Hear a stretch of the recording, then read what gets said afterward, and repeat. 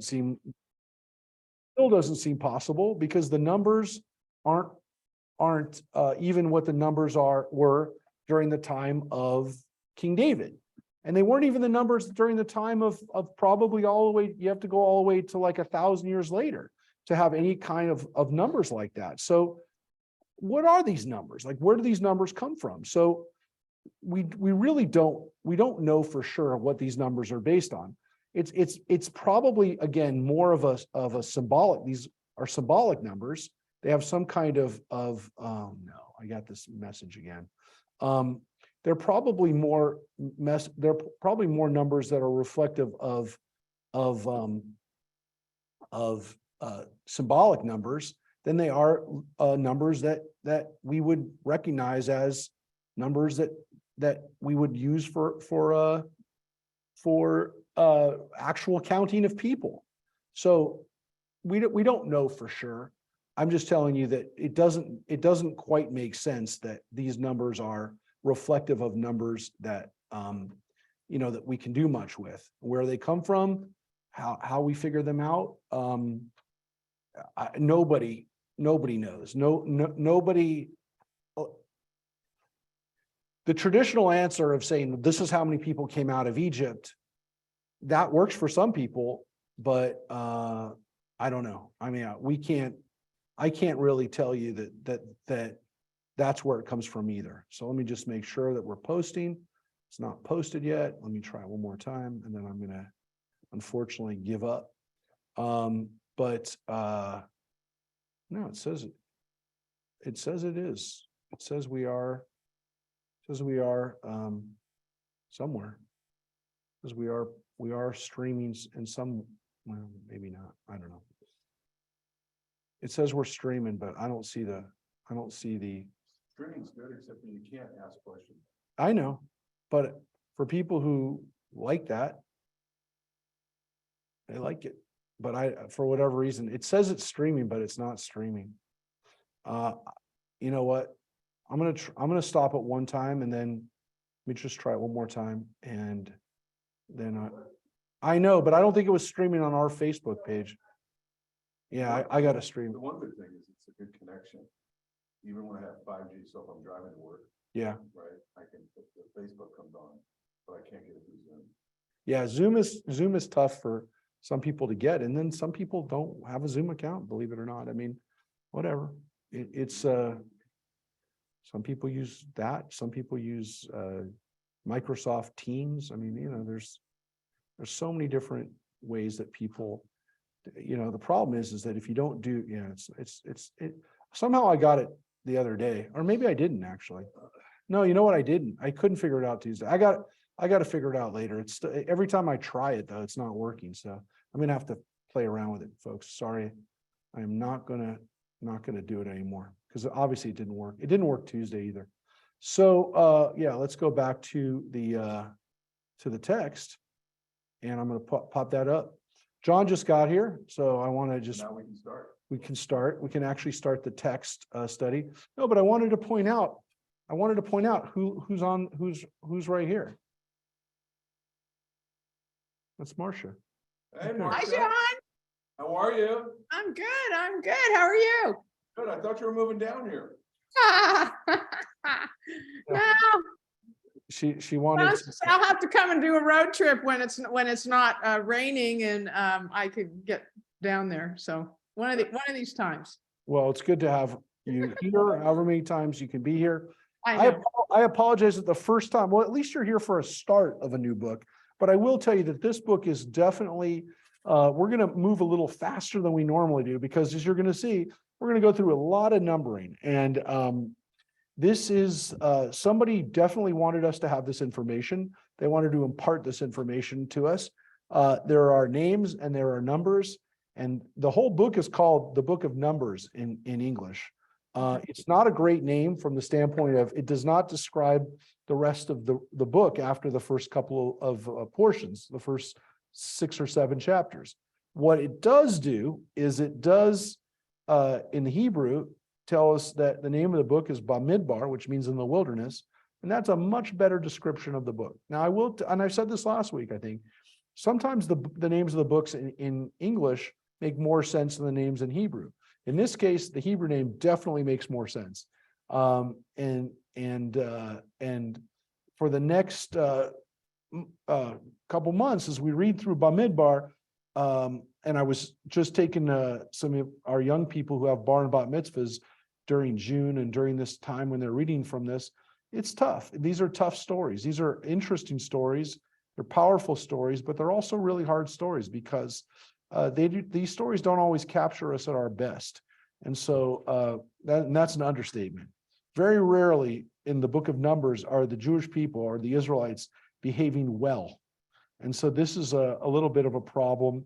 And I don't know what to tell you other than we learn from the good and we learn from the bad. And in this case, there's definitely some tough stuff that we're going to learn from. So let's run through Bamidbar, at least the beginning of it, which tells us that on the first day of the second month in the second year following the Exodus from the land of Egypt, Adonai spoke to Moses in the wilderness of Sinai in the tent of meeting, saying, and so the Hebrew word, Vaidaber Adonai el Moshe Bamidbar, is actually the fifth word of this.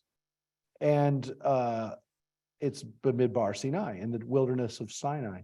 But again, the whole book of Exodus takes place in the wilderness, sometimes in the wilderness of Sinai, but also further up north in the wilderness of Paran, or the wilderness in Moab, in the wilderness on the other side of the Jordan, just before we cross over. That's where we end the book of Numbers. So we're in the wilderness though, and it's not always desert. Sometimes it's not quite as dry as you might picture when we say the desert. But for those of us who were on the trip to Israel, we did get to see some of this desert. We saw it around Masada and the Dead Sea.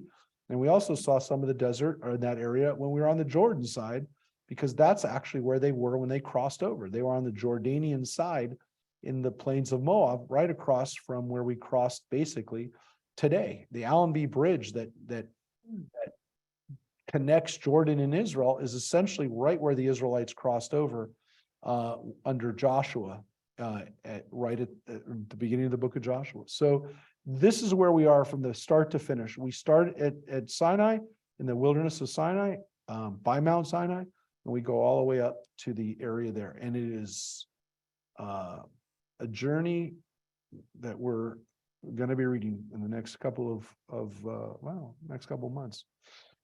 So here's the actual numbering in the second verse. Take a census of the whole Israelite company of fighters by the clans of its ancestral houses, listing the names, every male head by head. You and Aaron shall record them by their groups from the age of 20 years up, all those in Israel who are able to bear arms. And again, it says right away that it's only the men that are being counted. And when it comes to the clans and the ancestral houses, these are the ways that the people are divided. They're divided by tribe. They're divided by clans, by families within that tribe, and then within the heads of houses.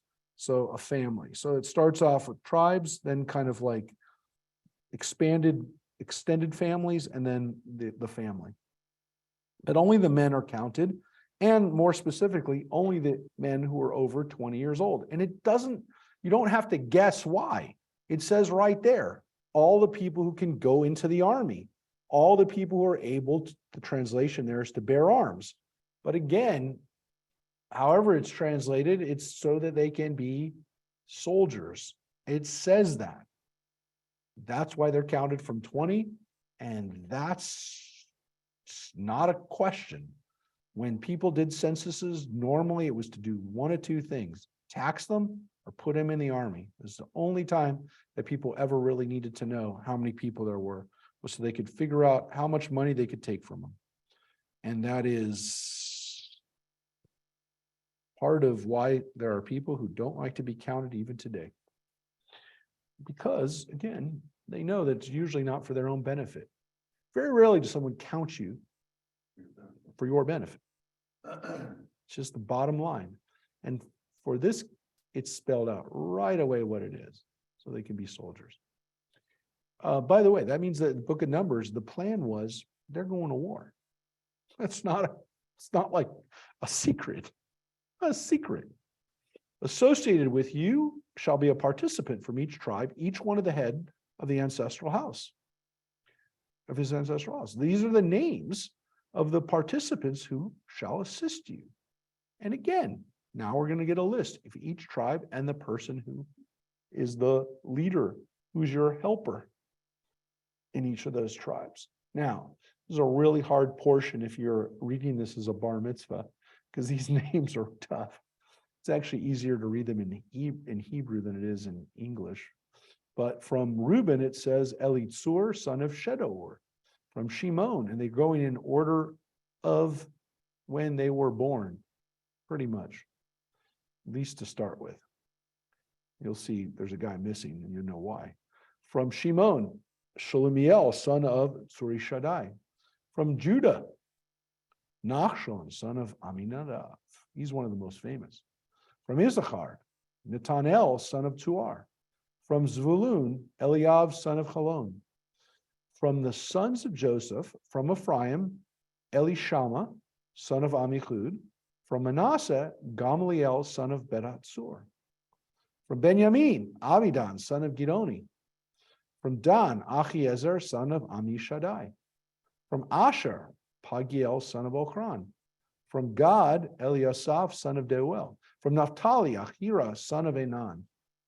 Now, you can see that the order is a little different than the order of when these people were born, right? Because Benjamin would be at the end. So you can see there's a definite difference. What's the difference here, folks? Does anyone know? Well, first of all, the Levites are not listed here. Don't worry, they're going to be listed separately because we're going to have the Levites after we go through all the 12 tribes, the 12 tribes that are going to get land portions, we're going to get the tribe of Levites broken out separately. So that's going to come at the end. But here by each tribe, we can see that the first set of sons, these are the sons of Leah. These are Leah's sons, Reuben, Shimon, and Judah. And when we get into the next set of sons, these are Rachel's sons, Joseph and Benjamin. Then we get into the concubine sons, the sons of Bilhah and Zilpah. So you can see that the Bible kind of gives preference to the wives that were supposed to be married, and it puts Joseph ahead of them. And of course, it breaks him up into his two sons, Jacob's grandsons, Ephraim and Manasseh, who are given their own tribal portions. So it's telling us here. Now, again, some of these names become famous later on, or not famous, but they become names that we still hear. Nachshon, we occasionally hear. We occasionally hear the name Gamaliel, especially during the time of the Talmud. Some of the great rabbis of the Talmud of the Mishnaic time were the Gamaliels. There's actually a few Gamaliels from Hillel's family. Most of these names, though, are not very common Hebrew names today. Gideon is fairly common, but most of these other names are not that popular. But each one is mentioned with, of course, his father's name because that's how they were known. So-and-so, son of so-and-so. So those are the elected of the assembly, the chieftains of their ancestral tribes. They are the heads of the contingents of Israel. Anybody have any questions, any comments? Those are the people that are going to help them. So Moses and Aaron took those participants who were designated by name, and on the first day of the second month, they convoked the whole company of fighters who were registered by the clans of their ancestral houses, the names of those aged 20 years and over being listed head by head. And Adonai had commanded Moses, as Adonai commanded Moses, so he recorded them in the wilderness of Sinai. So it says that he recorded them just as God had done. And as Mike Schwartz pointed out, normally God doesn't want us to number people. He does not want us to count people. For example, when King David counts the people later on, when he's king, God sends the plague to kill the people, to punish them for doing that. God doesn't like the Jewish people being counted. And there's a good reason for it, which is essentially, we're not supposed to take comfort in our numbers when they're big. And we're not supposed to get despondent over our numbers when they're small, which they have been for the last 2,000 years. When I say for the last 2,000 years, because ever since the Roman destruction of Jerusalem and the exile and the murder of millions of Jews by the Romans, there have not been many of us. And so it's enough to make us very despondent, but the tradition is we don't get upset about it, and we do not count people or number them, because it reduces them to nothing other than a number. It does not uplift them. It does not give them anything. There is no value to it. And generally speaking, countries that treat people as numbers are the countries that normally you would want to live in. I have a question. Yes. Mentioned multiple times about the age of 20. Yeah. We don't know the average life expectancy, and some say, hundreds of years. But that's just- No, the Bible says what the average life is. They say 70 is the, So you're almost 20 is pretty old. yes. Why not 16? Why not 18? The understanding of 20 is, it's an interesting one, because we had similar debates in this country about when we were going to have, for example, the vote. And the argument was, of course, we lowered our voting age because we said it wasn't fair to send people to war if they weren't able to vote. And so that's why we changed our voting age. But you can make the argument that we lowered we followed a tradition of allowing younger people in the military by saying they had to be 18 in order to go in the military. But, it's partly because that's when people graduated from high school. And we said, well, when they graduate from high school, then they can go into the army. But we said they have to at least be 18 before they go into the army. And of course, there's all these stories about people who in World War II, enlisted early, and I hear stories about it still. That's unfortunately, some of those people are the last people with us, because they were too young to really be in the military. So I've had a few of those people I've had to do funerals for recently. They were like, oh no, he lied. He got in the army when he was 16 or 17, whatever. But yeah, it happened a lot more frequently, because not every Jewish person could have been lying about their age, or it must have been a lot of other people doing it too. But yeah, our country allowed people to go at 18. Most countries, Israel has, 18. This is a long time ago. Yeah, and interestingly, John's point is, you'd think with people not living as long that they would have them go earlier. But generally speaking, we understood that people served in the military, even in those days. The idea was that they should have reached full growth. And some kids don't reach full growth until they're closer to 20. There's still kids growing at 18. So I think there was also, even in the biblical period, maybe this idea that that's a kid. You don't send a kid out into battle. And I think we're going to get into it when we get into Deuteronomy.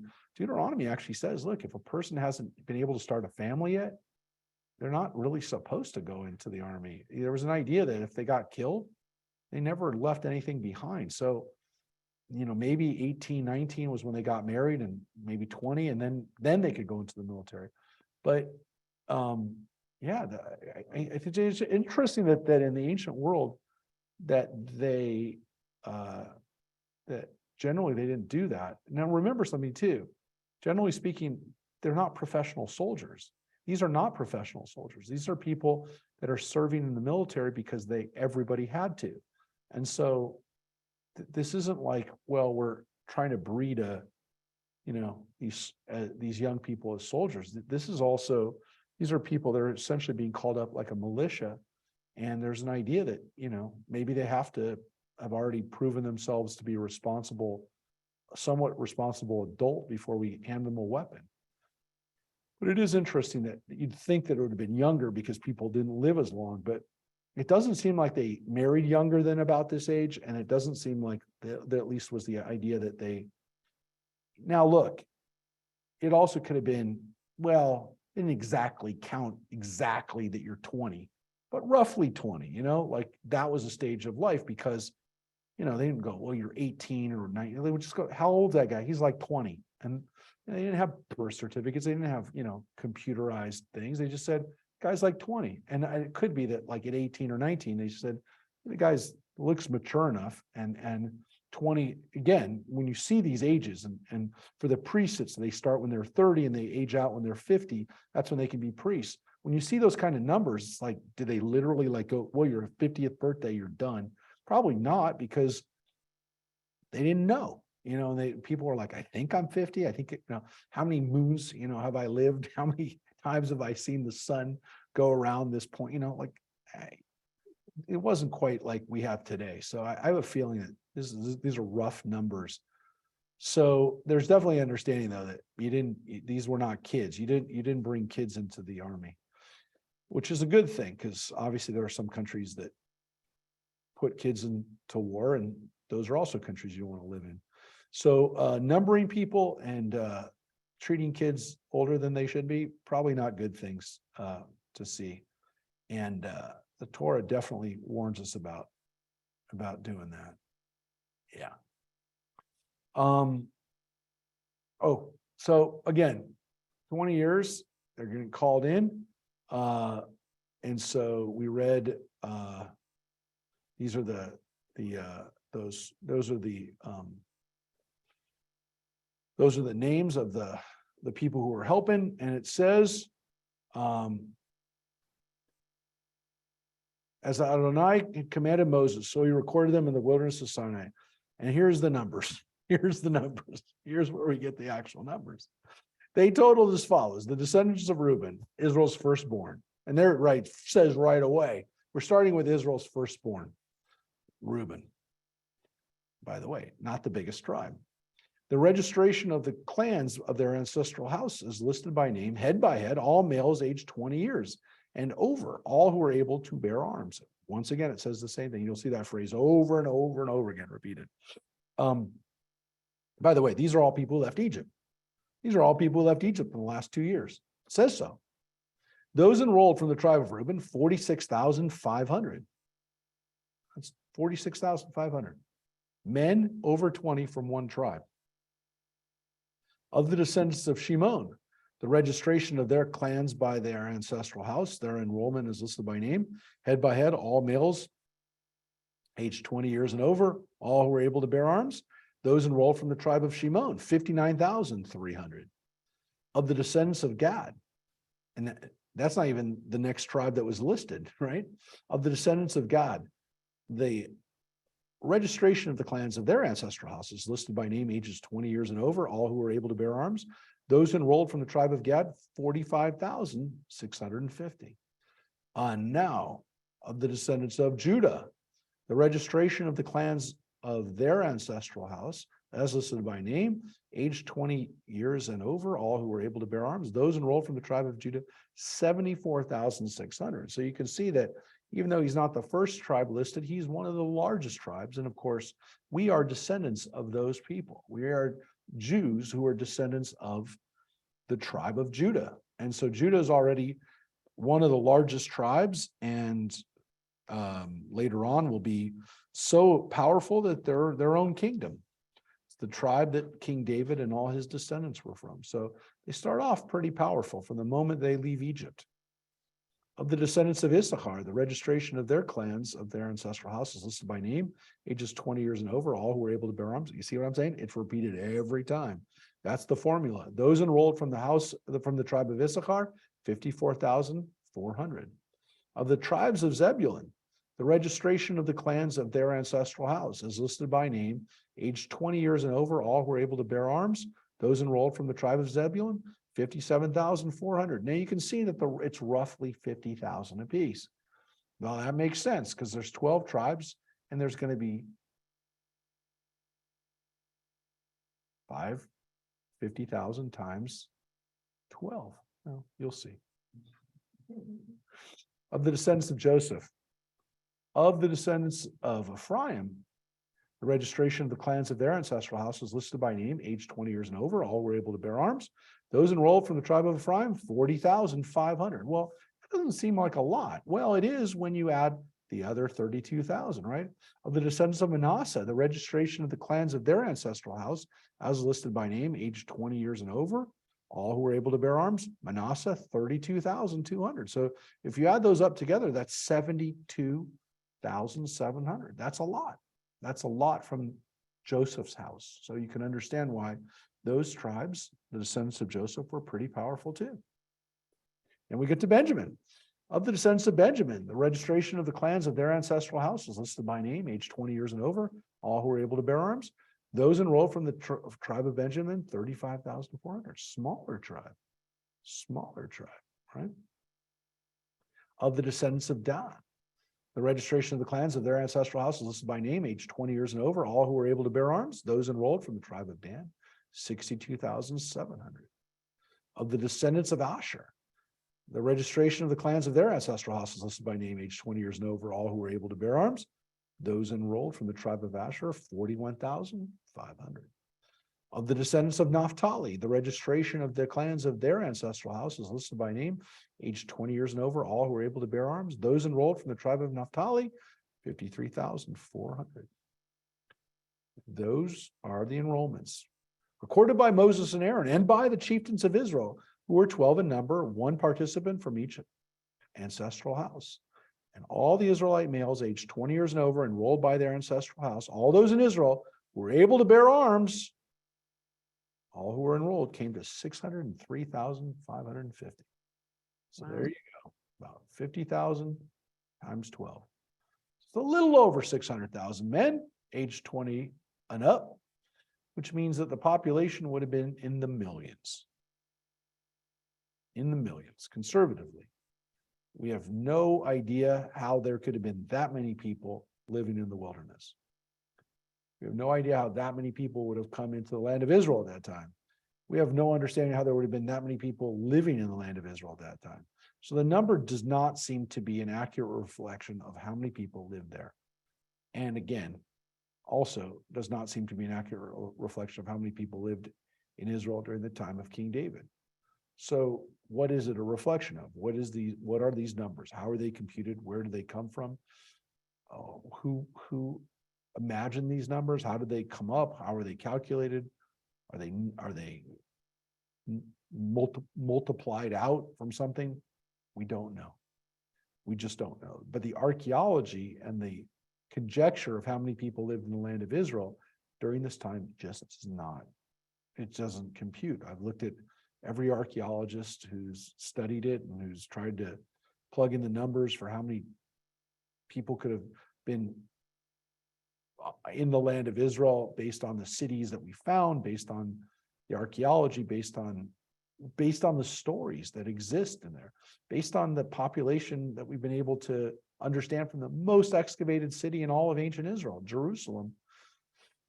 Just the numbers they don't bear it out. But I mean, we honestly, like, when we look at how many people lived in Jerusalem during the time of King David, I mean, we put the number at maybe 15, 20,000 people lived in Jerusalem. So, I mean, that's people. That's not men. That's 15 to 20,000 people. And that's a lot because, again, as I said, the biggest cities in the world had 100,000 people in those days. Baghdad, Babylon, those kinds of cities, places in Kaifeng in China, they had, 100,000 people. Alexandria during the time of Alexander, 100,000, 150,000 people, 200,000 people. So it's just a lot of people. And so it's a puzzlement a little bit to how we get to this. Because that would have been a huge population in the ancient world. Today, it's still a lot of people. I mean, 600,000 people, let alone 600,000 men, is a lot of people. I mean, a big city, I mean, literally, I don't know, not necessarily Los Angeles, but I mean, you have to get a city that has like 3 million people, 4 million people to get up to that many adult men. I mean, adult men. So it's a lot. It's a lot of people. So, and again, it doesn't take into consideration these guys we're going to get another numbering of. The Levites, however, were not recorded among them by their ancestral tribe. For Adonai had spoken to Moses, saying, do not on any account enroll the tribe of Levi or take a census of them with the Israelites. You shall put the Levites in charge of the tabernacle of the pact, all its furnishings and everything that pertains to it. They shall carry the tabernacle and all its furnishings, and they shall tend it, and they shall camp around the tabernacle. When the tabernacle is to set out, the Levites shall take it down, and when the tabernacle is to be pitched, the Levites shall set it up. Any outsider who encroaches shall be put to death. The Israelites shall encamp troop by troop, each man with his division, and each under his standard. The Levites, however, shall camp around the tabernacle of the pact. That wrath may not strike the Israelite community. The Levites shall stand guard of the tabernacle of the pact. And I will show you the layout of this in a second when we get to it. The Israelites did accordingly, just as Adonai had commanded Moses. So they did. So this is told us now the Levites are going to be counted separately. But guess what? Adonai spoke to Moses and Aaron, and it says right here in chapter 2, the Israelites shall camp each man with his standard under the banners of their ancestral house. They shall camp under the tent of meeting at a distance. Now, what's interesting about this is it says over and over again here, you'll see, under their banners. That means each tribe had a banner. That's pretty Game of Thrones. Yeah, this is the question of what those banners look like, has kind of captured our imagination. Did they have colors? Did they have symbols on them? Did they have letters on them? Well, I have a question. Yeah. It says here in my comments that the flags were embroidered, the color, and that the colors resembled the precious stones. Yeah, the priestly breastplate. They had to have survived those breastplates. They had to have found something like that in the archaeological find. No, Really? no, because where would Precious stones don't go away. I know, but the problem is where would it go? If it was only on that breastplate, once that breastplate was hidden away or taken somewhere, we don't know where it is. Somebody's got it. Somebody might have had it. Someplace. Somebody might have had it thousands of years ago. But was it destroyed? Was it melted down? Was it picked apart? Did somebody who captured it take it? This is the problem, right? This is the problem that we have. We don't know. And we've always kind of like imagined, what do these things look like? What do these flags look like? And what's interesting is that they had them. The Bible says that they had these flags. And even if this was written hundreds of years later, this was still written, 3,000 years ago. And they had these flags 3,000 years ago. Because, again, even if this was written after the fact, it's still written so long ago that they had this knowledge of it then, and it wasn't that much further back that they would have had the flags and that they would have had, they would have had these kinds of decorations. We have this image. Well, it's partly because if you go to ancient world, right, we see the ruins, and they're always, John and I were just standing in Petra not too long ago, and you see them, they're all the color of the dirt around it. But all these things were painted at one point. Our minds, we look at ancient Egypt and the pyramids and all those kinds of things, and they're always like the color of stone, but they didn't. Everything had color. There was color. All these things were painted. They were all embroidered. There was fabric over these things. There was paint on them. They had colors. And it's amazing to think, what did it look like? And that's why I like to see three-dimensional representations of these things, because, in your mind, it's going to just be black and white, or it's going to be gray, or it's going to be sand colored, but it wasn't. It had color. So these standards, these banners, the Hebrew word is a degel, is interesting because it represented the tribe. And if you think about it, the same way we have a special feeling about our flag, people had feelings about their standard. They wouldn't let it fall in battle. You know, they didn't want to see it not flying. And so, I mean, if you think about it, that's why our national anthem is the Star Spangled Banner. The question is that flag still waving? That's what the question was in the song. We wanted to make sure, is the flag still standing? So is it still up? So it must have been pretty amazing. Mark.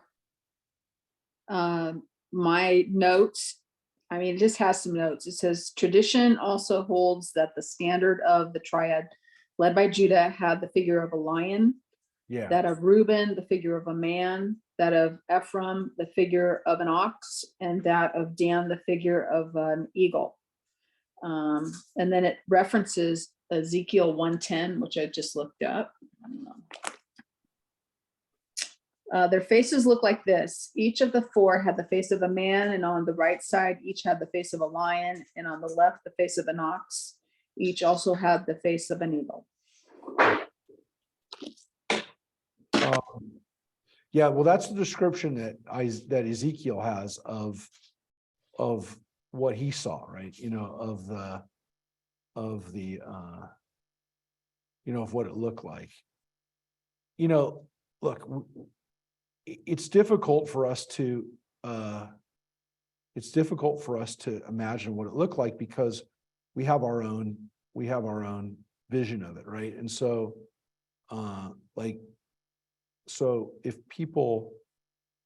I'll just show you. So if people looked at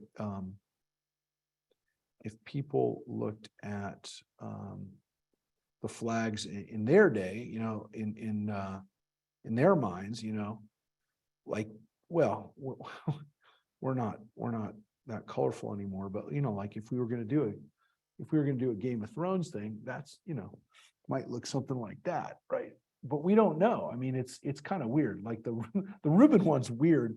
Whoever did this one did it as Reuben is represented by the mandrakes that Reuben gave to his mother in exchange for the night that she got to spend with her husband Jacob from the story of Genesis. Benjamin is compared to a wolf. A lot of these are based on what the blessing that Jacob gives to his sons, and he calls them out as different things.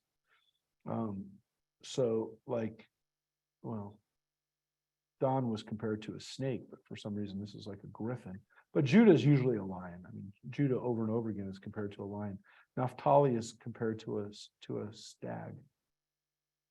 Manasseh is not compared to a unicorn, but you know, somebody in the Middle Ages probably would have thought that was cool. But Zebulun he's a mariner, right?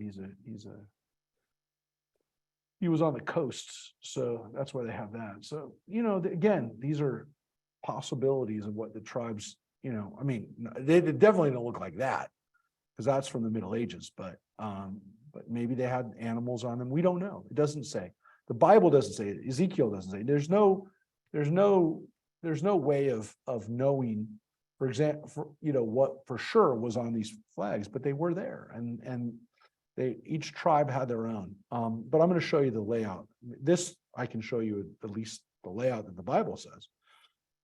So camped on the front or east side, the standard of the division of Judah, troop by troop, chieftains of the Judites, Nachshon, son of Aminadab, his troop is enrolled 74,600. And again, this is a repetition of the heads of the tribes and the numbers of each tribe.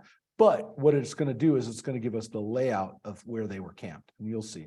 I'll show you in a second when we finish.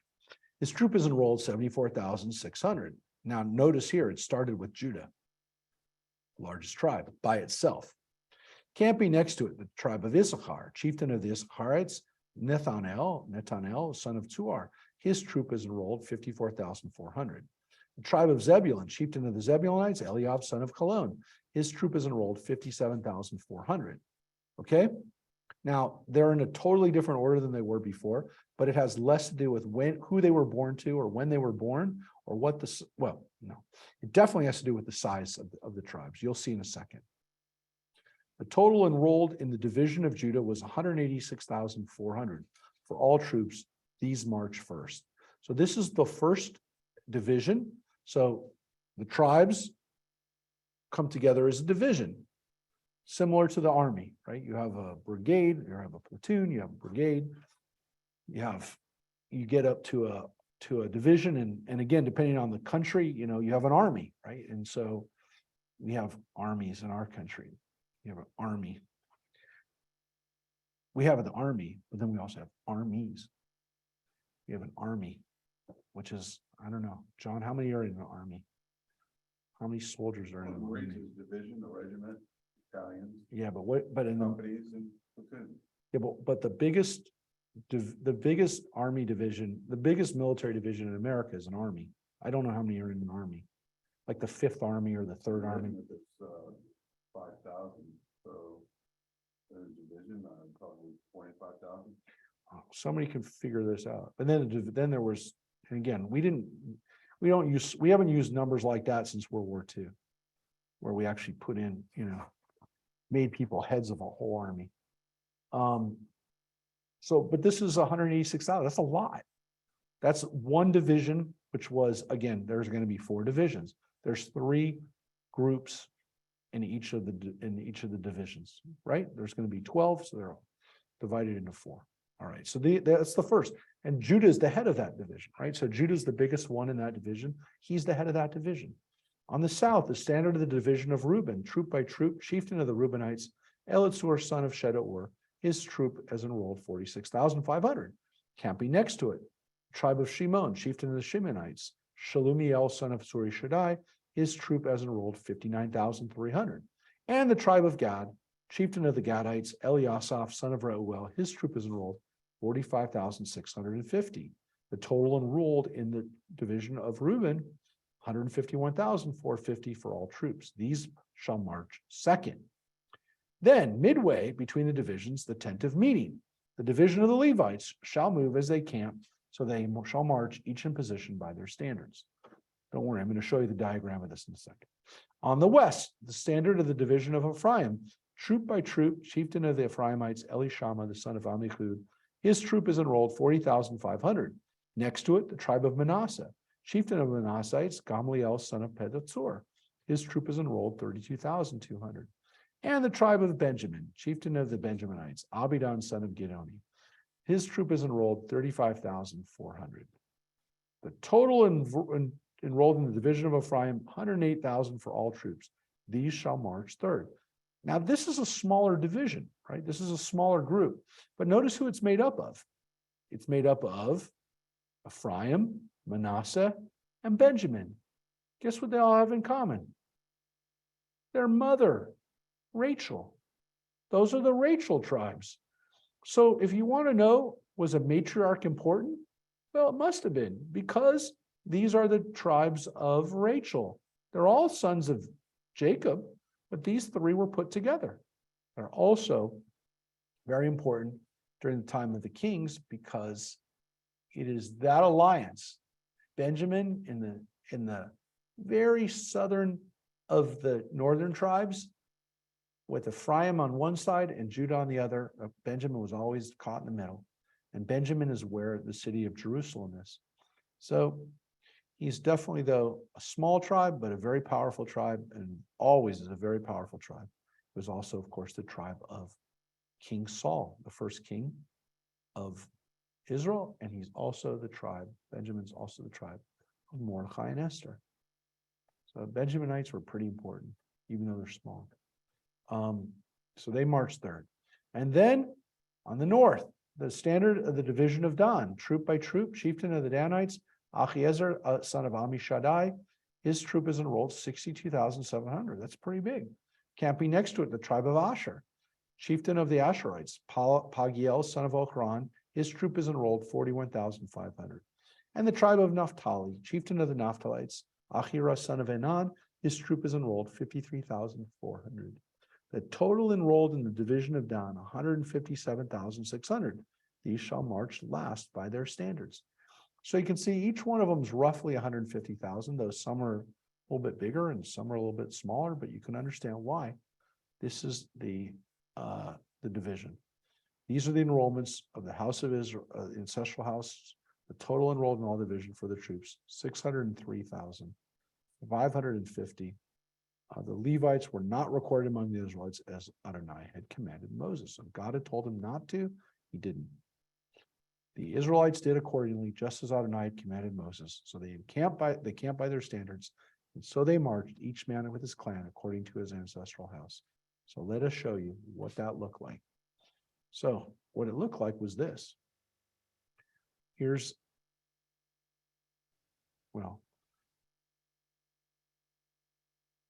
the camp. Here's the camp of the first one that we had was Judah. Then we moved down here south. Then we moved east. And then we moved north. And you can see these two were roughly 150, 100, and then this is 186, and then this is 100. So that's not exactly evenly balanced, but you can see the ones that were closer to the 150 are opposite each other, and the ones that were smaller and bigger were on this side. Now, you can see that the Levites are here. Now, we haven't gotten to these numberings, but these are the numbers of the different groups of the Levites. So you're going to see that we actually have two circles. We have a circle of tribes on the outside, and then we have a circle of priests and Levites on the inside. And then on the inside, we have the tabernacle. There we have the Mishkan. So it starts out here, right? And then kind of goes around. So the vortex is right here, right there in the center. It's where the power is. So you can see the tribes were divided in to four groups of 3. Everybody got it? That's cool. Whatever. You see it, right? You can see it with your own eyes. That's what it looked like. And you can imagine each group with their tribes, with their flags. What's interesting too, by the way, is that if you're in a division with the other tribes, you're either closer to them to begin with, or you're going to be closer with them by the time you're done serving. And there's probably good rivalries between the different groups. Between the 4 different groups, the north, south, east, and west groups, there's probably good rivalries between those groups. The sons of Rachel, they definitely had something in common. They had that Rachel feeling amongst them. But the other groups, maybe they had that over time. Maybe those tribes had a better feeling with each other after they served next to each other that whole time in the desert. But that's where they were. That's the breakout. Now we're going to read about the Levites. Now we get to this part. Yeah. In Numbers 2:2. In the comments here, it's pretty interesting because they mentioned the Israelites shall camp each with his standard under the banners, right? Mhm. You got that, right? That's your Yeah. colors, right?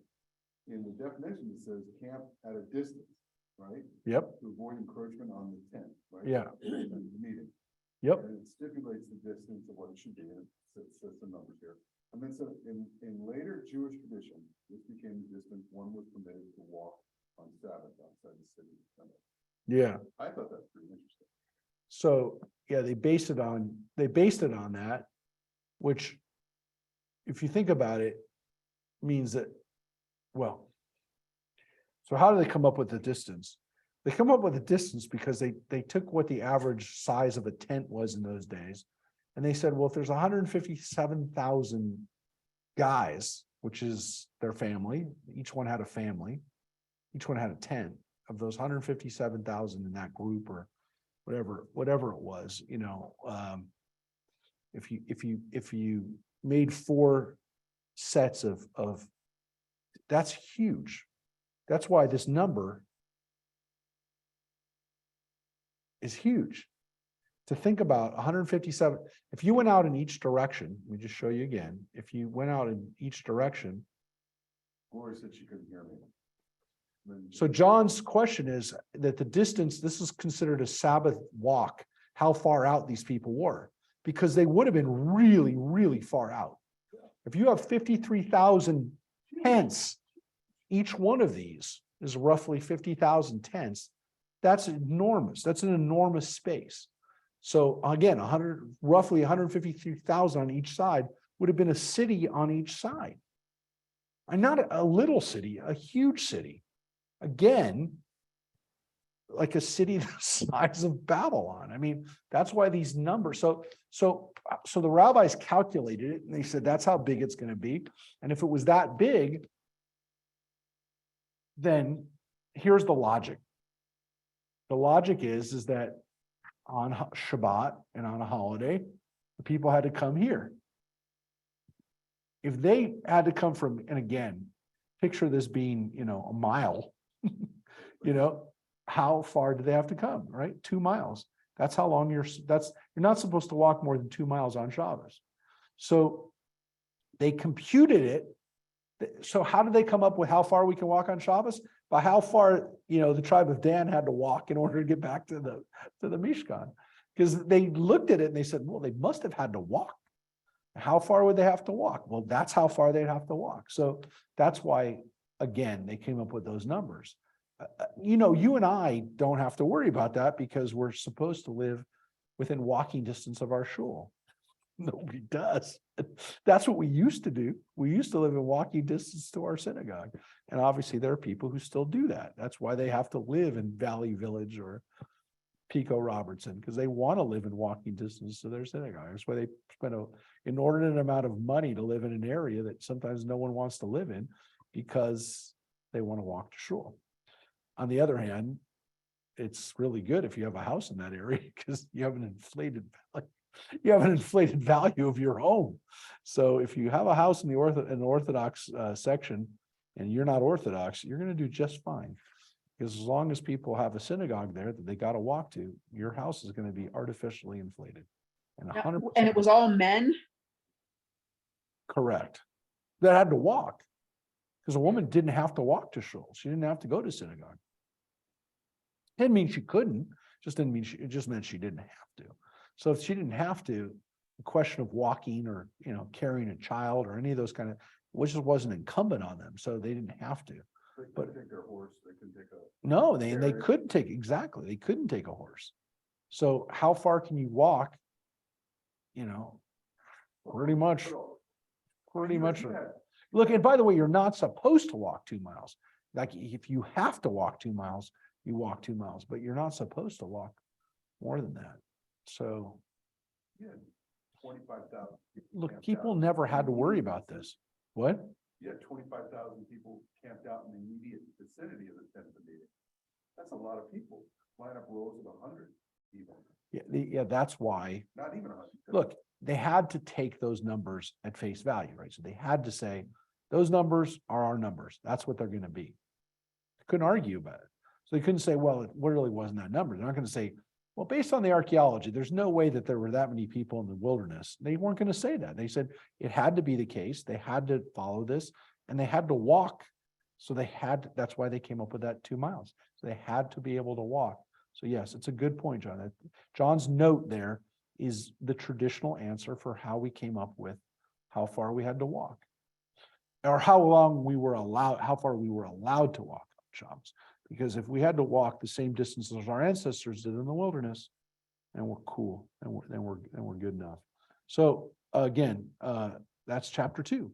So now we're going to get into chapter 3, which is the breakdown of the priests. So again, as I said, not kind of repetitious, but there's some interesting stuff in here, and of course, learn from this different things.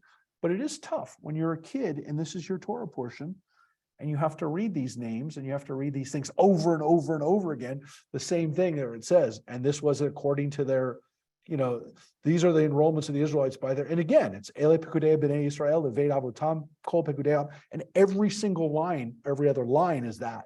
It's tough. It's a tough thing to do. But, look, I always tell kids, that when you grow up, you're gonna know your social security number, you know your driver's license number. So that these numbers don't define you. These numbers should never be the way you are known. You got to make your name and you don't worry about your number. Your numbers you'll have to keep, but that's for someone else to keep track of you. And it's not usually somebody who really cares about you. The numbers don't matter. And I said, look, the worst thing that society does is reduce you to a number. If you get called up by a number, that's a person who doesn't care about you. And the most dehumanizing thing you could do to somebody is do that. And of course, that's what the Nazis did to the Jews. They put a number on their skin. That is the most dehumanizing thing you could do to someone, is refer to them as a number. So that is what,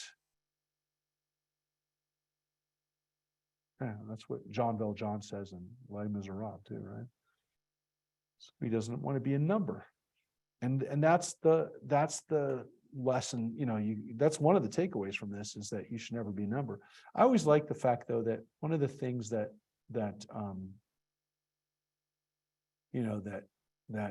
and people do have a number when they're in the military, right? They have a name, rank, and serial number, but they have a name. And we actually put the name on their uniforms, which is at least a recognition that the person is a person, right? As much as they're part of a collective, they have to be part of the collective. They also are known by their name. They're not called out by a number. And so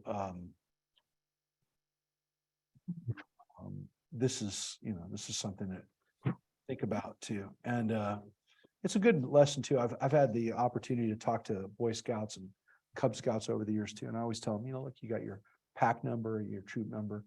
I said, but these are numbers that hopefully give you a sense of connection to each other, and not dehumanizing numbers that make you feel like you're part of something bigger, but not reduced to a number, not to be reduced to a number. Anyways, so numbers does teach us some really important lessons, and we've learned those. So let's look at the priests. This is the line of Aaron and Moses at the time that Adonai spoke with Moses at Mount Sinai. So here are the Levites. These are the names of Aaron's sons: Nadav, the firstborn, and Avihu, and Eleazar, and Ithamar. Those were the names of Aaron's sons, the anointed priests who were ordained for priesthood. But Nadav and Avihu died by the will of Adonai when they offered alien fire before Adonai in the wilderness of Sinai, and they left no sons. So was Eleazar and Ithamar, who served as priests in the lifetime of their father Aaron. And so it says right there were no sons for Nadav and Avihu. And here, of course, the note says, they died because of what they did when they offered up alien fire. So Aaron started out with half as many sons as he thought he had. Kind of pretty tough thing to be reminded of, but Torah does remind us of that. Adonai spoke to Moses, saying, advance the tribe of Levi and place its men in attendance upon Aaron, the priest, to serve him. They shall perform duties for him and for the whole community before the tent of meeting, doing the work of the tabernacle. They shall take charge of all the furnishings of the tent of meeting, the duty on behalf of the Israelites, doing the work of the tabernacle. So here it's very clear the Levites have a role to play. They have a role to play in the tent of meeting. They have a role to play in setting up the tent of meeting. They have a role to play. Yes, later on, the Levites are kind of disenfranchised from their roles. When there's a temple, then there's a question of what do the Levites do? Well, that's really a stupid question, because everyone knew what the Levites did. They offered up sacrifices, and they offered up sacrifices for a really long time. How do we know that? Because the Bible tells us they did it. The Jerusalem priests didn't want them to. They wanted to do it themselves. And not only that, they only wanted the families in the Jerusalem priesthood, eventually, that were part of the inner circle of the Jerusalem priests, that were the only ones that should have been Jerusalem priests, according to the Sadducees, the Tzaddokim. They are descendants of Tzadok, their ancestor. They didn't even want other people to be priests who were Kohanim. So the more priests that we had, the more they fractured and became groups within themselves, fighting to keep control and not wanting anyone to have it. So there was definitely a time when Levites and Kohanim were all working together. Then there was a time when it was only the Kohanim. And there was only a time that it was a fraction of the Kohanim. So it got worse and worse and worse as the Maccabees were one group of Sadducees. They weren't even one Sadducees. They weren't only all Sadducees. They were a part of the fraction of the Sadducees. It's unbelievable. So the more people that they had, what? They were Sadducees. Oh yeah. They were Tzedokim. They were from that branch of Tzadok, who was mentioned during the time of King David and King Solomon. But what about all the other descendants of Aaron at that point? What happened to them? They got tossed out. So every time they do that, every time they got smaller, or they narrowed it, there were people that were disenfranchised. There were people who suddenly said, what do you mean, I'm out of a job now? And people didn't like that. It had to do with money. I'm out of work. You're telling me there's no work for me? Guess what? Companies do it all the time. We don't have that much work for you. Guess what? We bought another branch and we don't need you anymore. Happens all the time. And it happened to the priests. The problem was I thought they were doing God's work. What do you mean? Who are you to tell me I'm not doing God's work anymore? And again, it became down to power and money. And probably again, the more money you had, the more corrupt it got, and the more one family would just say, you know what? We're in charge now. We're not going to let anyone else. Bring it to modern times, still happen. Well, what happened in the priestly, yes, what happened though with the priestly situation, and this is what happened to the Hasmoneans, the Maccabees. What would happen is they had to take turns. They were cycles where every month they divided it into 12, and each month a different priestly family got in charge. Well, guess what? At a certain point, they said, you know what? No, there's enough of us. We don't need the rest of you. We're going to now be the ones in charge. What happened? They had enough money. They had enough cash to hire an army. And they said, you know what? Try to take us out. Try to get us out of our job. We're not leaving the temple. And that's what happened. And if you got to be there when the roulette wheel stopped on your number and you decided to take power, that's what happened. We know it. We have the testimony of what happened. We know what happened. And these priests, just when there were too many of them, they were like, what do we need these guys for? Our family's enough. That's why we needed Hanukkah. Yeah, well, oh my goodness. Can you imagine? This is the system. The system was broken. But at a time, the Levites had a lot of stuff to do, and then they didn't have anything to do because they were too many Kohanim. So it says that they did this work.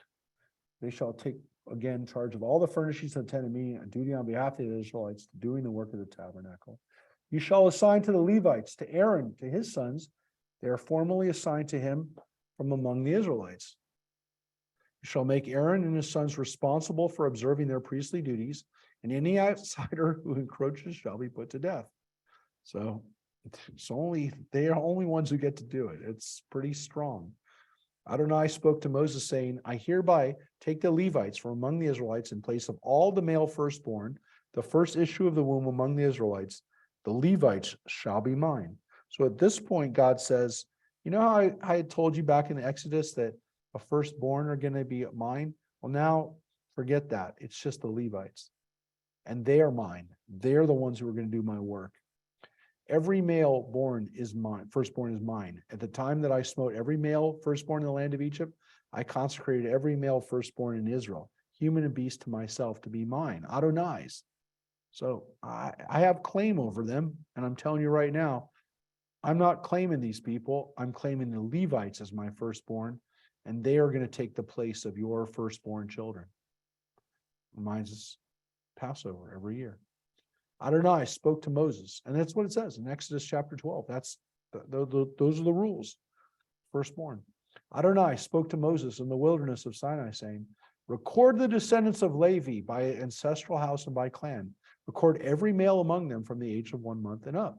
So here it says, when you record the descendants of Levi from the age of 1 month, which is when we do the Pinyon Haben, when we count them, when we counted the firstborn. So Moses recorded them at the command of Adonai as he was bidden. These were the sons of Levi by name. And again, it counts the descendants of Levi. It does not count here the descendants of Aaron. It says right here, the descendants of Levi. You, any Levite was counted from the age of 1 month, not from the age of 20.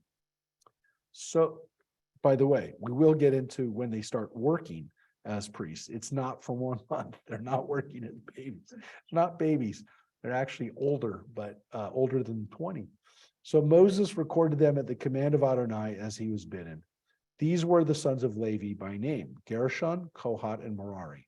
So those are the divisions, 3 divisions of Levi. Cannot tell. Which, yeah, Levites, we don't know who are from these different clans, these different I groups. think I'm part of Crucial. Sounds like Crucial Winkler. No, they don't, not yet. I should say not yet. Maybe we will. I don't know how we would do this, by the way. There's no way we'd have to have the original DNA from one of these 3 guys. Gershon, Kohat, and Merari. Now, remember, this is Moses and Aaron are from these tribes. They were from one of these subdivisions. Let's see if you can figure out which one. These were the names of the sons of Gershon by clan: Libni and Shimei. The sons of Kohat by clan: Amram, Izhar, Hebron, and Uziel. Well, that kind of gave it away, because that's Moses' dad. Right. The sons of Merari by clan: Machli and Mushi. These were the clans of the Levites within their ancestral house. So each one of these, Gershon, Kohat, and Merari, each one of those sons had their sons, and these are the different clans. These are the different subgroups of the Levites, if you will, the tribes of the Levites. So it's almost like the Levites are divided up into tribes. Okay. To Gershon belonged the clan of Libnites and the clan of the Shimeites, who were these were the clans of the Gershonites. The recorded entries of all their males from the age of 1 month and up as recorded came to 7,500. The clans of the Gershonites were to camp behind the tabernacle to the west. The chieftain of the ancestral house of the Gershonites was Eliasaph, son of Lael. The duties of the Gershonites in the tent of meeting comprised the tabernacle, the tent of meeting, the tent, its covering, and the screen for the entrance of the tent of meeting. So here you see what it was that we're going to see, what it was that they actually got to do. Okay. I was going to show you one thing here. What was I going to show? No, I'll show you the diagram again, just to remind you. Okay. So the Gershonites are in charge of this: the tabernacle, the tent, its coverings, and the screen for the entrance of the tent of meeting. The hangings of the enclosure, the screen of the entrance of the enclosure, which surrounds the tabernacle, cords thereof, and the altar, all the service connected with these. So that's what they were in charge of. That group is in charge of that. Levitical group's in charge of that. To Kohat belong the clan of the Amramites, the clan of the Izharites, the clan of the Hebronites, and the clan of the Uzielites. These are the clans of the Kohathites. All the males listed from the age of 1 month and up came to 8,600, attending to the duties of the sanctuary. Okay. Well, we're going to get to that in a second. The clans of the Kohathites were to camp along the south side of the tabernacle. The chieftain of the ancestral house of the Kohathite clans was Eliasaphan, son of Uziel. Their duties comprised the ark, the table, the lampstand, the altars, and the sacred utensils that were used with them, and the screen, all the service connected with these. The head chieftain of the Levites was Eleazar, son of Aaron the priest, in charge of those attending the duties of the sanctuary. To Merari belonged the clan of the Machlites and the clan of the Mushites. Those were the clans of Merari. The recorded entries of all their males from the age of 1 month up came to 6,200. The chieftain of the ancestral house of the clans of Merari was Suriel, son of Abihail. They were to camp along the north side of the tabernacle, and the assigned duties of the Merarites comprised the planks of the tabernacle, its bars, its posts and sockets, and all its furnishings, all the service connected with these. Also, the posts around the enclosure, the sockets, the pegs, and the cords. Those who were to camp before the tabernacle in front, before the tent of meeting on the east, were Moses and Aaron and his sons, attending to the duties of the sanctuary as a duty on behalf of the Israelites. Any outsider who encroached was to be put to death. And all the Levites who were recorded, whom at Adonai's command Moses and Aaron recorded by their clans, all the males from ages 1 month and up came to 22,000. Moses said to Moses, record every firstborn male of the house of the Israelite people from the age of 1 month and up, and make a list of their names. And take the Levites for me, Adonai, in place of every male firstborn among the Israelite people, and the cattle of the Levites in place of every male firstborn among the cattle of the Israelites. And so Moses recorded all the male firstborn among the Israelites as Adonai had commanded him. All the males, firstborn males, as listed by name, recorded from the age of 1 month and up, came to 22,273. And Adonai spoke to Moses, saying, take the Levites in place of all the firstborn, male firstborn among the Israelite people, and all the cattle of the Levites in place of their cattle, and the Levites shall be mine, Adonai's. And the redemption price of the 273 Israelite male firstborn over and above the Israelites. So again, it came out to 22,273. There's a little bit of extra. Take 5 shekels per head, take this by sanctuary weight, 20 gerahs to the shekel, and give the money to Aaron and his sons as a redemption price for those who are in excess. And Moses took the redemption money from those who were over and above, the ones redeemed by the Levites. He took the money from the firstborn male of the Israelites, 1,365 sanctuary shekels, and Moses gave the redemption money to Aaron and his sons at Adonai's bidding, as Adonai had commanded Moses, which is again saying that these guys are now placed in charge. And just as there were these groups, you now have the Merarites, the Gershonites, and the Kohathites. And then you have on the other side, the fourth side is Moses and the Kohanim. So Moses and Aaron's family are here, the Merarites, the Gershonites, and the Kohathites. So the 3 Levites plus the 4th group of Levites, which are the Kohanim. So once again, you have 4 groups, and they balance out these groups. They are the inner circle around this. So if you think about it this way, you have this balance 4 around the tabernacle. You have the outer circle, which is protecting the inner circle. These guys are soldiers.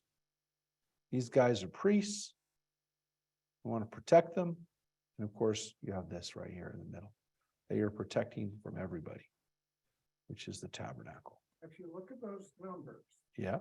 what is suspicious of all the tribes, a few end in 50, most end in 00. Yes. The only odd number is where we get the excess Yes. number. But every other number was. Yes. And it seems as though they're really precise about those, about the excess, and they're really precise about the Levites. The number that they have of the Levites is actually a legitimate number. There could have been these many Levites during the time of King David, for example. These numbers are somewhat possible, given the fact that these aren't from 20 years and up. These are boys that are from 1 month and up. And then the numbers get to be somewhat legitimate. They can come to somewhat of like a number that, yeah, the Levites could have been there. But remember, when we get into the land of Israel, these people, they don't get a tribe. They don't get a tribal portion. They have to live amongst the people.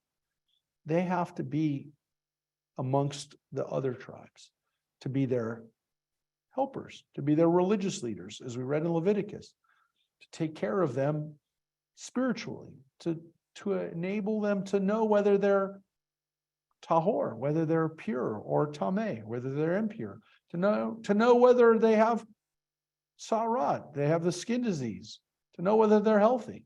These are all things that the Levites had to do for the people, so they had to be amongst the people. And again, up until the time of Jerusalem being the center of the worship, they got to do the sacrifices for there. We know that. We read that in the book of Joshua, in the book of Judges. These people are offering up sacrifices all over the place. All throughout Israel, the Levites are offering up sacrifices. And then they don't get to do it anymore.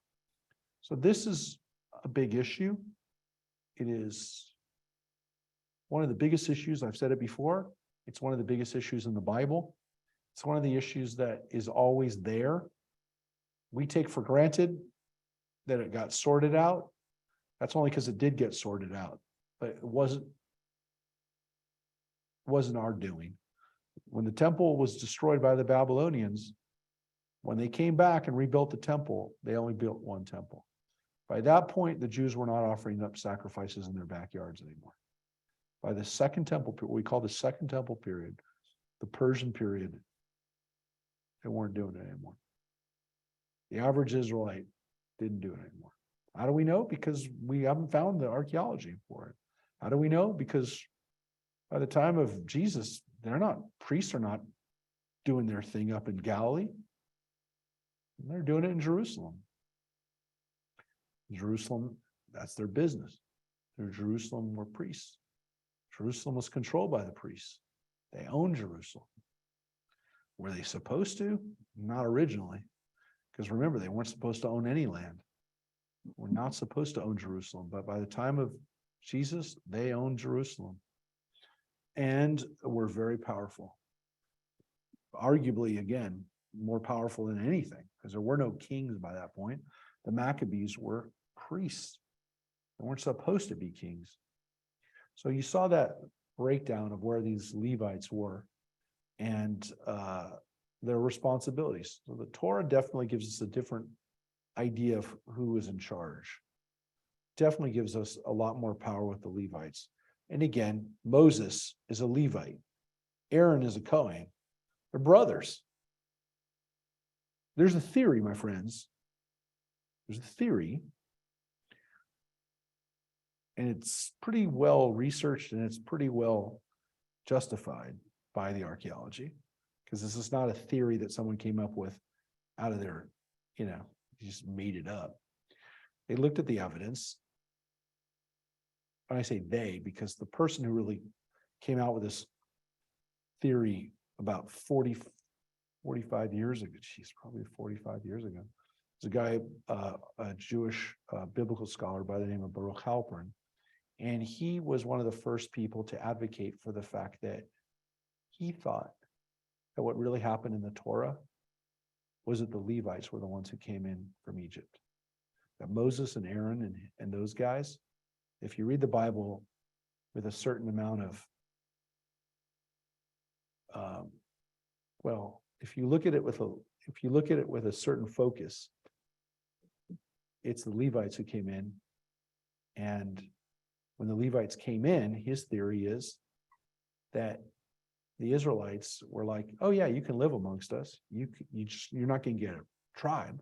You're not going to get a portion. We're not going to give you land, but you can live amongst us.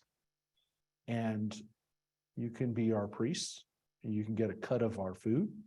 We'll take care of you. And his theory is that they were the only ones who came out of Egypt. The Levites were the ones who did it.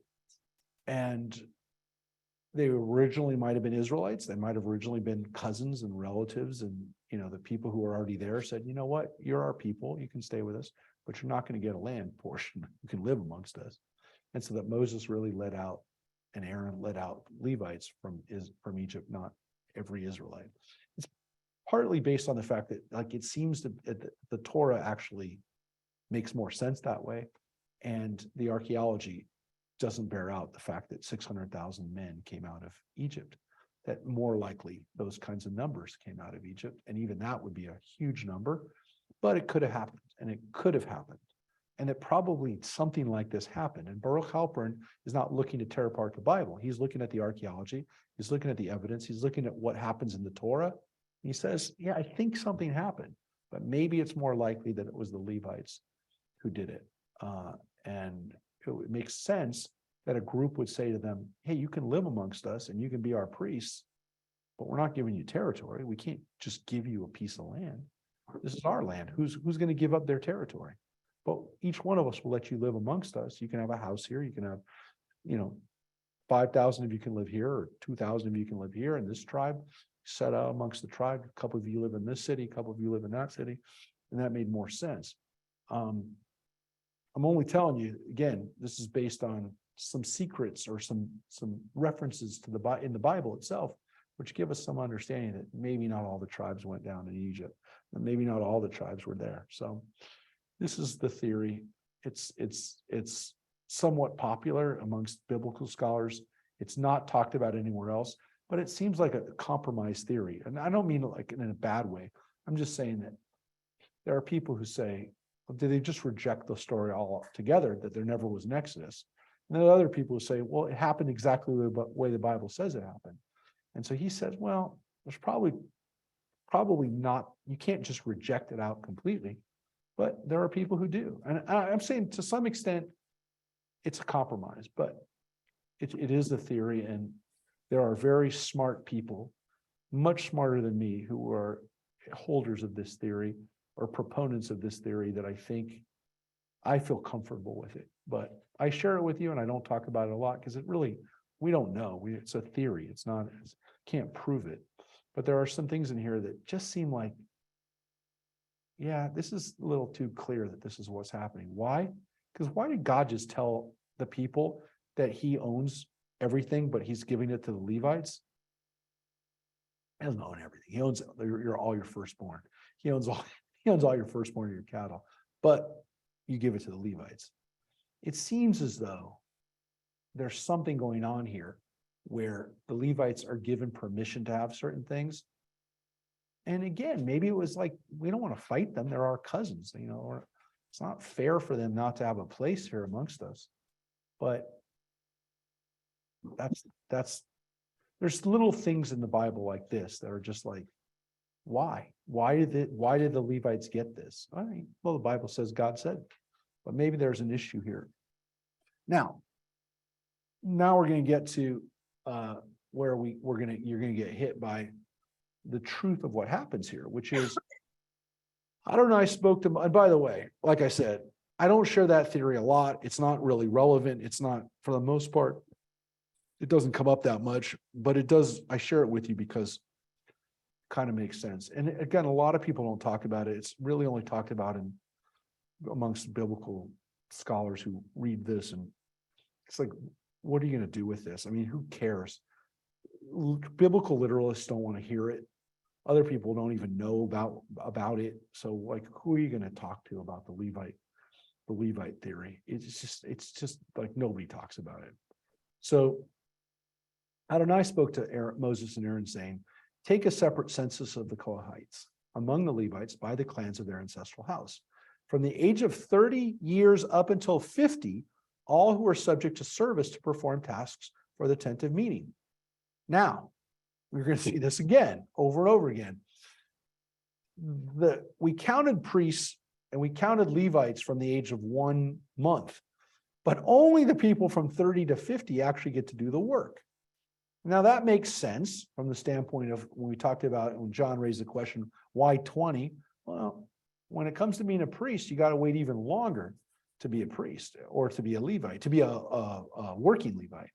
And what's interesting about this is we also have an age maximum. You can age out of this job.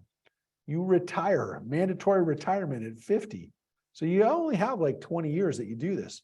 Now, of course, part of that would be ensuring that there'd always be some turnover. There'd always be a healthy ratio of people who get to come up and get a job. So this is kind of cool that you work for 20 years in your priestly duties, but that's it.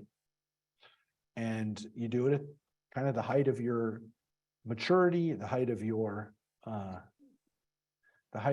strength, physical strength. Makes sense, right? Some people are mature earlier.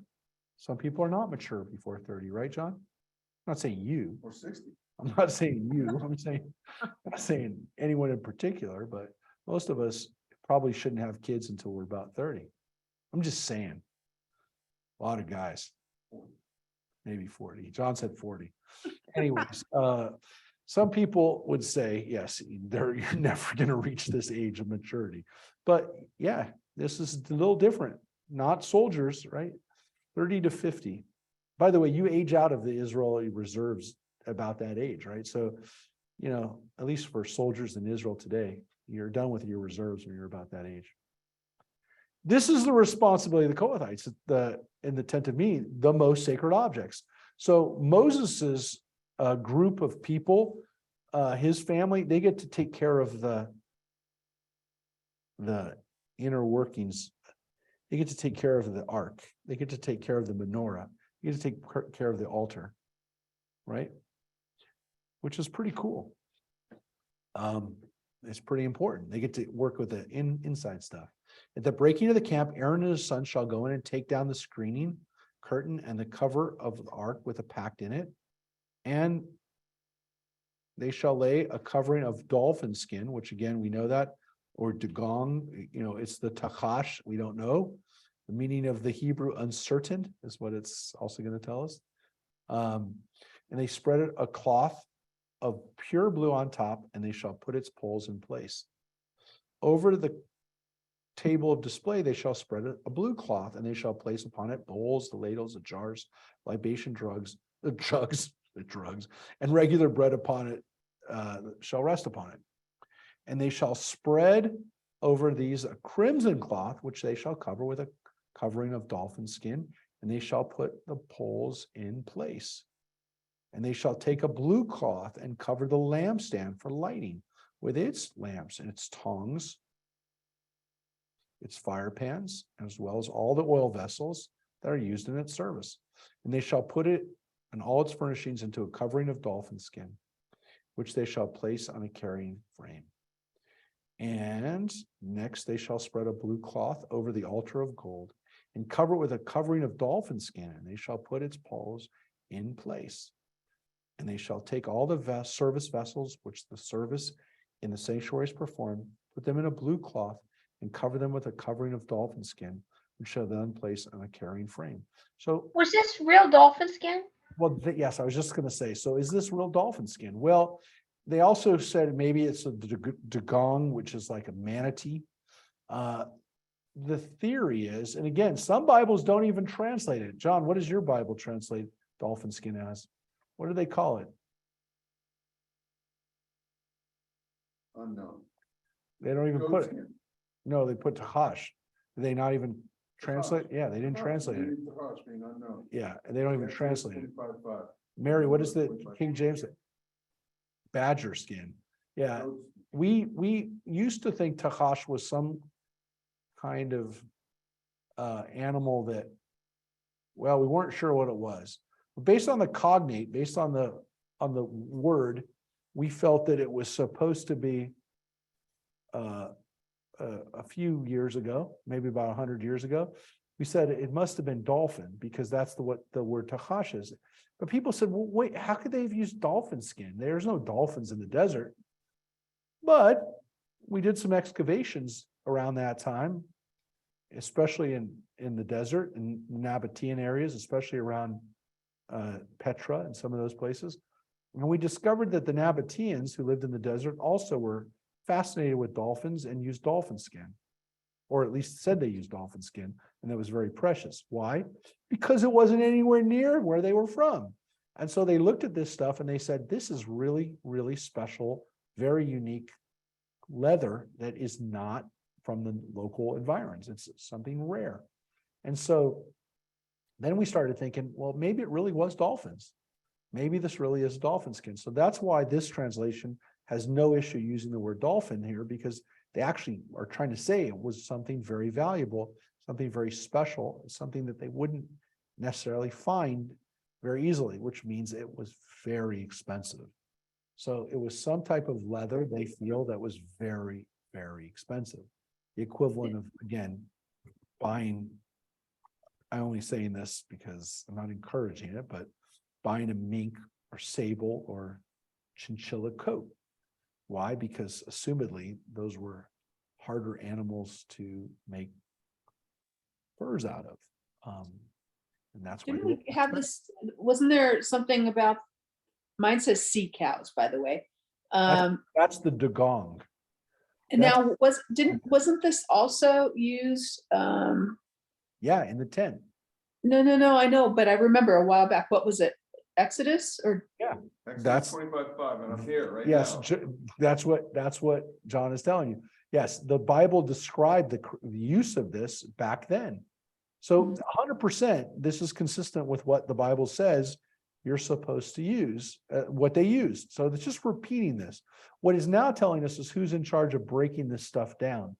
And what they did is they started with the people who start with the stuff that is the stuff that they set up. So why? Because we're going to break this down in reverse. We're starting with the people who are working inside the tabernacle, the Kohathites. They're doing the stuff with the really valuable things. They're doing the setup after everything else is set up. But now we're going to go back out. We're going to go with the setup based on starting with the people who work last, and then we're going to work backwards to the people who set everything up. But they're starting off, interestingly, I guess you could say, starting off with, it's already set up, but now we're going to tell you how we break it down. These guys break it down first. The Kohathites come in, they get everything together, they take everything that was inside the tabernacle, and they put it away. They put it away in a special suitcase, a suitcase made of dolphin skin or manatee skin, something real expensive. So they shall remove the ashes from the copper altar and spread a purple cloth over it. And you can see how colorful everything is, red, blues, and purples. We read about those before. Upon it, they shall place all the vessels that are used in its service, the fire pans, the flesh hooks, the scrapers, and the basins, all the vessels of the altar. And over it, they shall spread a covering of dolphin skin, and they shall put poles in its place. And when Aaron and his sons have finished covering the sacred objects and all the furnishings of the sacred objects at the breaking of the camp, only then shall the Kohathites come in and lift them, so that they do not come in contact with the sacred objects and die. These things in the tent of meeting shall be the porterage of the Kohathites. So the Kohathites don't do it, the priests do it, and then they turn it over. Once it's in the case, they turn it over to the Kohathites to carry it. So the Kohathites, the Levites, according to this, don't even get to touch it. They just get to carry it. The priests actually break it down and then pass it on to the Kohathites. But the Kohathites are the movers. They're the movers for the tabernacle. Responsibility shall rest with Eleazar, the son of Aaron, priest, for the lighting oil, the aromatic incense, the regular meal offering, and the anointing oil. Responsibility for the tabernacle and for everything consecrated it that is in or its vessels. But that is the first group. That is the first group of breaker down people. You guys, the schlepping crew, right? The fetch it and schlep crew. They have to come in. Those are that's the highest level. Those guys that get to carry the Torah back to the temple in our synagogue, right? No, we don't want the response. I know, I wind up doing, I wind up taking the Torah. Well, that's kind of what Aaron did and the priests. Adonai spoke to Moses and Aaron saying, do not let the group of Kohathite clans be cut off from the Levites. Do this with them, that they may live and not die. When they approach the most sacred objects, let Aaron and his sons go and assign each of them to his duties in his porterage. But let not the Kohathites go inside and witness the dismantling of the sanctuary, lest they die. So repeat it again. Don't even let them go inside there. Don't let them do it. Otherwise, they're going to die. They're going to be like Nadav and Avihu. They do things they're not supposed to do. Now, this is where the Torah portion would end. Doesn't really make sense because we're right in the middle of the numbering, but they're like, it's too long already. It's got too long. We got to move into the next portion.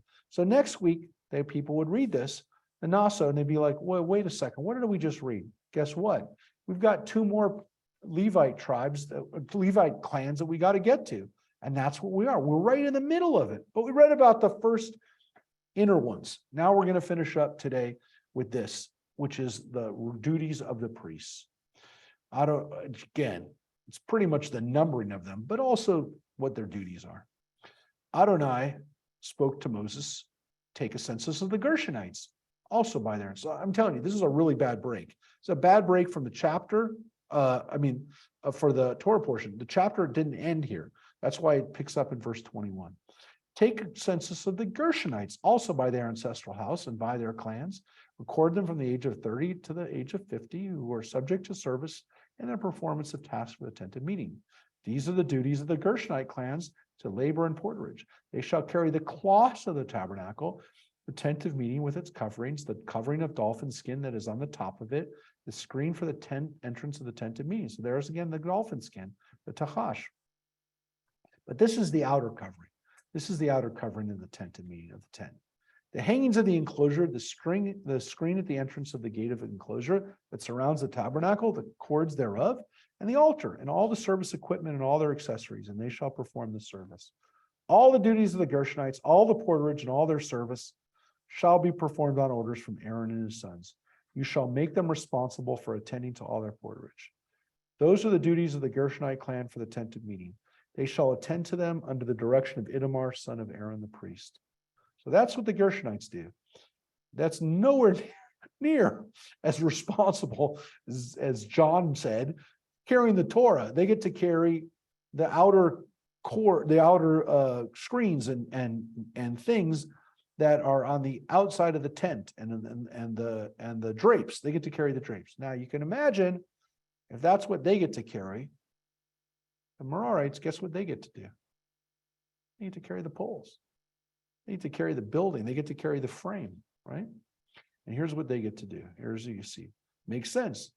Going outward. These are the final, this is the final crew, right? Which makes sense, right? The first group comes in, they take off all the silverware and they take off all the dishes and whatever, if you were going to do a catering. And then the next group comes in and takes off the tablecloths and takes off the napkins and all the linen and all that stuff. And then the last people break down the tables and chairs. Same thing. You gotta remember, Rabbi, there were 15 commandments. They entrusted that, and Somebody broke the commandments. So, Yeah. and nobody gets to carry that. Nobody gets to carry that. Nobody wanted to carry that. As for the Merarites, you shall record them by the clans of their ancestral house. You shall record them from the age of 30 to the age of 50. Again, same word, same language. All who are subject to service in the performance of the duties for the tent of meeting. These are their porterage, tasks in connection with the various duties for the tent of meeting. The planks, the bars, the posts, the sockets of the tabernacle, the posts around the enclosure and their sockets, pegs and cords, all these furnishings and all their service you shall list by name, the objects that are their porterage tasks. Those are the duties of the Merarite clans pertaining to their various duties in the tent of meeting under the direction of Ithamar, the son of Aaron the priest. So again, Eleazar has his job, Ithamar has his job, and of course Aaron has his job working with the inner working guys. So Ithamar kind of has the least, I would say least responsible job, but he's got the job where he comes in with the crew that's doing the heavy lifting and taking out the posts. So Moses and Aaron, all the chieftains of the community, recorded the Kohathites by the clans of their ancestral house from the age of 30 up to the age of 50, all who were subject to work relating to the tent of meeting. Those recorded by their clans, 2,750. That was the enrollment of the Kohathites clans. All those who performed duties relating to the tent of meeting, Moses and Aaron recorded at the command of Adonai. For Moses, the Gershonites who were recorded by the clans of their ancestral house from the age of 30 years up to 50, all who were subject to service for the relating to the tent of work relating to the tent of meeting, those recorded by their clans of their ancestral house came at 2,630. That was the enrollment of the Gershonite clan. All those performing duties relating to the tent of meeting, Moses recorded the command of Adonai.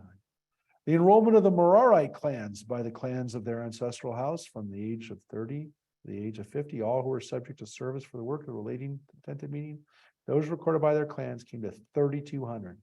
That was the enrollment of the Merarite clans, which Moses and Aaron recorded at the command of Adonai through Moses. All the Levites whom Moses, Aaron, and the chieftains of Israel recorded by their clans of their ancestral houses, from the ages of 30 up to the age of 50, all who were subject to duties of service and porterage relating to the tent of meeting, those recorded came to 8,580.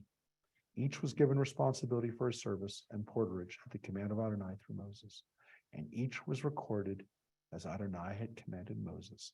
And that makes a very good place to end the chapter, which is why it ended there. And that's why the Christian scholars broke it there.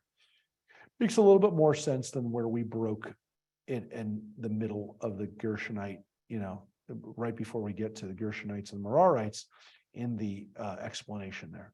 So How did they record this? how did There they? be a lot of papyrus or something? Well, yeah, but if you think about it, they're recording the names, it says that they recorded the names. And this was pretty important stuff, at least to the priests. Now, when we get into chapter 5, which we'll actually we'll save this for next week. Then we're going to start getting into some of these interesting laws that seem very much part of the previous book of Leviticus. It seems very Levitical. And we're going to read that next week because we're going to read something.